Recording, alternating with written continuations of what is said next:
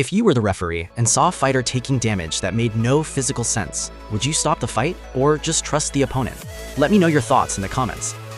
When the final bell rang, the winning boxer walked across the ring to shake the losing trainer's hand. But the second the trainer squeezed the winner's glove, he didn't feel leather and foam. He felt bare knuckles and hardened plaster. He immediately started screaming for the police to lock the doors, realizing he hadn't just watched a boxing match, he'd just watched an attempted murder on live television. We are flying past the 100 subscriber milestone in the vault. If you want to keep unlocking these dark sports files, hit subscribe right now. Let's look at the fight. On June 16, 1983, 21-year-old Billy Collins Jr. was the golden boy of the boxing world. He was undefeated, fast, and heavily favored to win a routine match at Madison Square Garden against Luis Resto, an older journeyman with a reputation for having very little punching power. The crowd expected Collins to dominate, but the moment the first bell rang, something was horrifyingly wrong. Resto's punches weren't landing like normal leather gloves, they were landing like bricks. By the third round, Collins' face was swelling in a way that defied medical logic. His eyes were bruised purple and swelling completely shut. Despite being the much heavier hitter, Collins was taking damage that looked like he was being hit with a baseball bat. He survived all 10 rounds purely on heart, but by the final bell, his face was deformed and his vision was permanently damaged. Resto was declared the winner by unanimous decision.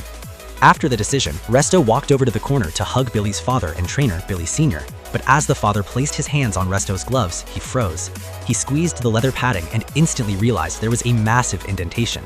He started yelling to the boxing commissioners, "All the padding's out of his damn gloves! There's no padding!" Resto tried frantically to pull his hands away, but Collins Sr. held on until the officials confiscated the gloves. The subsequent police investigation uncovered a nightmare. Resto's trainer, a notorious figure named Panama Lewis, had spent time in the locker room before the fight meticulously tampering with the equipment. He had used tweezers to pull an entire ounce of protective foam padding out of each glove, exposing Resto's bare knuckles. Even worse, he had soaked Resto's hand wraps in a chemical substance, allegedly plaster of Paris.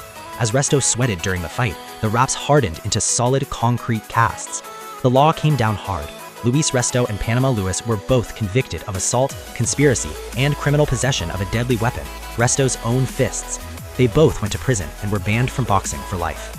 But for Billy Collins Jr., there was no justice. The brutal beating permanently destroyed his retinas. He was told he could never box again. Stripped of his identity and his dream, Collins spiraled into a deep depression, and just 9 months later, he died after driving his car into a culvert in a tragedy many believe was intentional. Hit like, share this breakdown, and make sure you're subscribed to The Vault. The criminal underworld touches every sport, and we are just getting started.